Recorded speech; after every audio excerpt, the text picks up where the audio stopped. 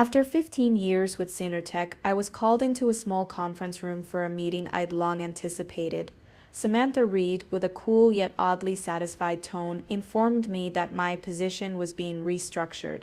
Sitting across from me, flanked by Marla Stevens from Human Resources, both wearing expressions that masked their true feelings, I learned that the company was shifting its focus. They were merging the research department into the product development team, which meant that my role was no longer needed. Samantha slid a plain manila folder across the table. Inside, I knew, lay the standard severance package: 2 weeks' pay for every year of service, health benefits for 3 months, and a list of career resources I doubted I'd ever use. I accepted the folder without opening it, nodding with a calm steadiness that clearly defied their expectations of tears or outrage. At 55, I had long been seen as less nimble in an industry that prized youth, but they had no idea I had been preparing for this moment for weeks. I listened as Samantha continued, her tone growing more confident. "There's also an email trail that confirms our plans," she added, instructing me to clear out my desk by Friday. I was to return my keycard, laptop, and phone immediately, and my team of 6, those brilliant engineers I had personally mentored over the years, would soon be informed of the change.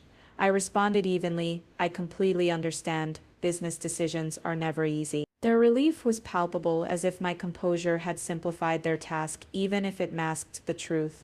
I thought of the distributed processing algorithm I'd helped develop, a system once powering our flagship software used by countless top companies. It was bittersweet realizing that my expertise, once the foundation of our success, was now rendered expendable. After the meeting, I walked back to my office and past a glass-walled room where I caught a glimpse of CEO Robert King enthusiastically discussing revenue projections with his team, oblivious to the personal drama unfolding.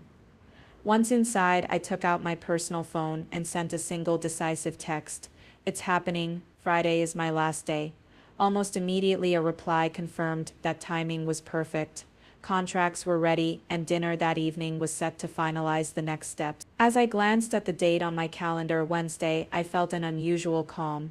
In just a few days, I would be leaving Synertech for good. While I knew many would see this as the end of a long chapter, I secretly looked forward to what awaited me on Monday. That same evening, I met up with Alden Bates at the Meridian, a classy restaurant far removed from Synertech's headquarters. Alden, the head of Vertex Dynamics, our biggest competitor, knew the value of keeping secret. In a secluded dining room shielded by elegant Japanese screens, he greeted me warmly. "You actually managed it," he said with a shaking head as we settled in for dinner. I replied coolly, "Victor never really grasped my work. He understood the surface, the design and interface, but the core, the innovative engine behind it, was lost on him." Alden's eyes narrowed as he leaned closer. "I heard they forgot to file your patent application properly." I nodded. 3 months earlier, I'd unearthed a strategy memo that outlined plans to claim my algorithm as strictly company property, even though it was truly my creation. While they planned to discard me before nailing down those ownership rights, I had secretly refined the algorithm on my own personal setup.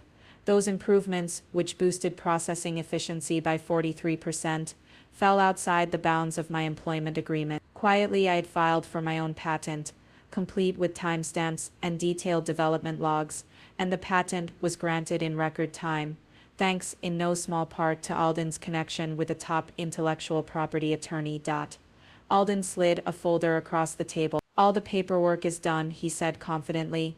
"Once you sign, Vertex Dynamics secures exclusive licensing rights to your innovation." I skimmed through the documents, already familiar with every clause: a 7-figure signing bonus, significant equity, and ongoing royalties from any product that used my technology. He grinned.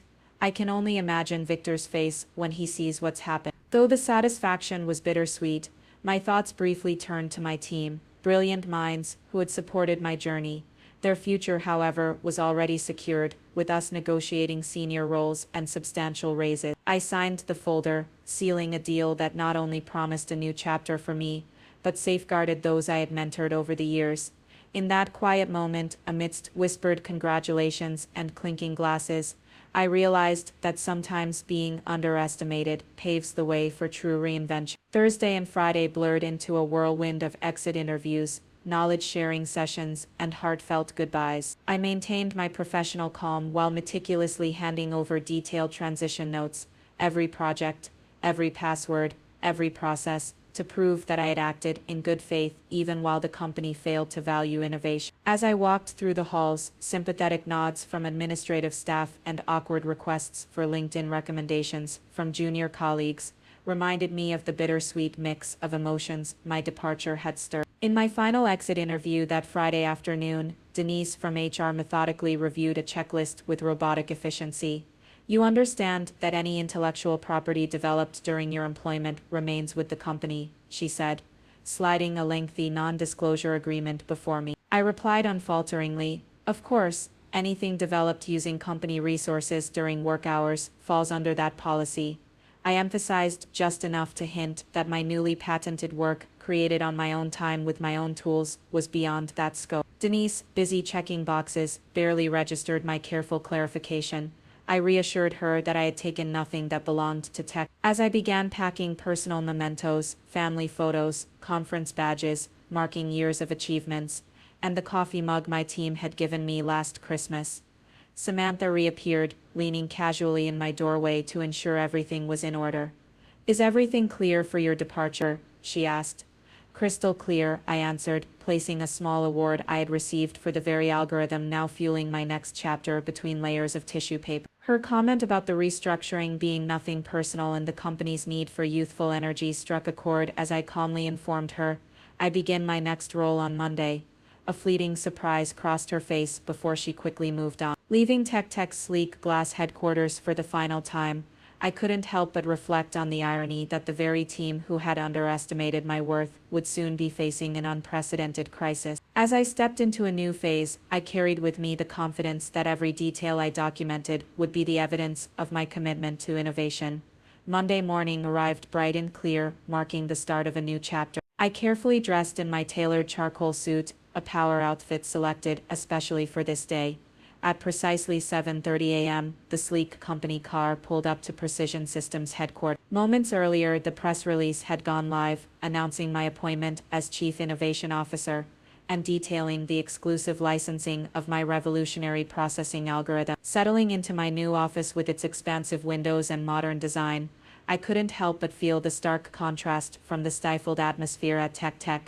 My phone buzzed almost immediately with a message from Miguel, my former lead developer, reporting that chaos had erupted back at Tech. Their emergency all-hands meeting had turned into a crisis as board members and legal teams scrambled over the revelations about my work. Alden soon joined me with an update. The engineering team was already integrating the efficiency enhancements into our products, and early tests showed a remarkable 51% performance boost. I couldn't resist a quiet smile as I recalled that I had held back further improvements when I knew they planned to cut me loose. Their oversight was now our strategic advantage. Throughout the morning, legal and PR teams exchanged rapid messages while news outlets began speculating on what was now being called the algorithm crisis. Investors reacted quickly, and within hours, it was clear that TechTech's flagship product was in jeopardy without the core technology I had developed.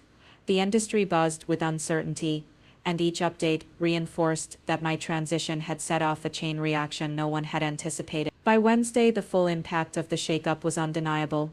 TechTech's stock had plummeted, with emergency meetings now a daily occurrence. I received text from Miguel updating me on board discussions and legal maneuvers, confirming that my former CEO was desperately scrambling to salvage the crumbling empire he once commanded. His team debated whether to rebuild the algorithm from scratch or bite the bullet and negotiate licensing terms with Precision Systems at exorbitant rates.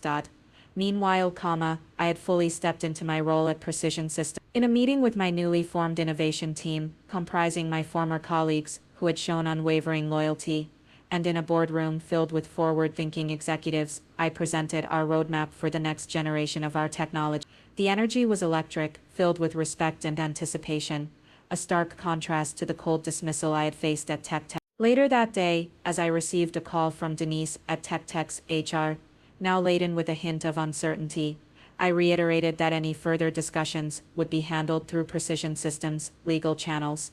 Her subdued response confirmed that their options were rapidly dwindling. I couldn't help but reflect on the irony. the company that once undervalued my contributions, now faced an existential crisis fueled by its own neglect. The turning point was cemented when TechTech's board was forced to agree to a licensing arrangement, one that publicly acknowledged my rightful place as the inventor of the technology that had driven their success. This victory was not just mine, it was a triumph for innovation and the dedicated team that had stood by me through thick and thin. Standing at the podium at the National Technology Innovation Conference a few months later, I addressed a captivated audience of industry leaders and upcoming talent. I spoke about the importance of owning your work, safeguarding your innovations, and ensuring that real contributions never go unrecognized. As applause filled the hall, I realized that my journey from being quietly sidelined to leading groundbreaking change had not only transformed my career but had also sent a powerful message throughout the industry. In that moment, as I clinked glasses with Alden in celebration of our shared success, I knew that recognition and respect were finally my own. It wasn't about revenge, it was about proving that true innovators deserve to be seen, heard, and valued.